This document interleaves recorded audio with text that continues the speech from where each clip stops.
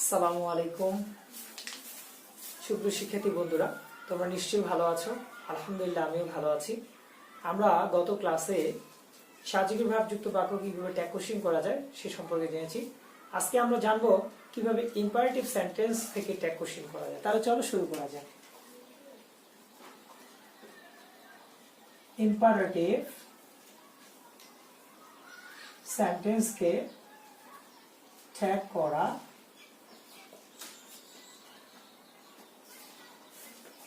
নিয়ম। চলো আমরা কয়েকটি সেন্টেন্সের মাধ্যমে দেখি।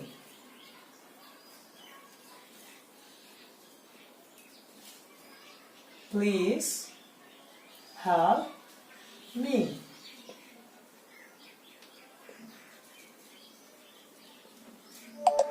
Don't make a noise.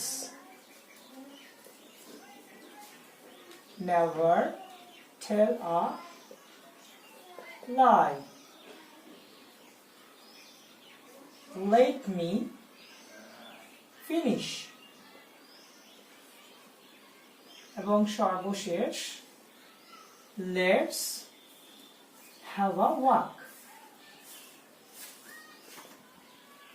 উল্লিখিত বাক্যগুলোতে আমরা যা দেখতে পাচ্ছি, verb 1 don't, never, let plus me এবং let's। ভার্ব 1 যুক্ত বাক্যকে যখন আমরা ট্যাগ কোশ্চেন করি তখন আমাদের হয়ে যায় will you। don't যুক্ত বাক্যও আমরা ট্যাগ কোশ্চেন করব will you। never যুক্ত বাক্যকেও আমরা ট্যাগ কোশ্চেন করব will you। এবং let এর সাথে as বাদে অন্য অবজেক্ট থাকলেও আমার উত্তরটি হবে will you।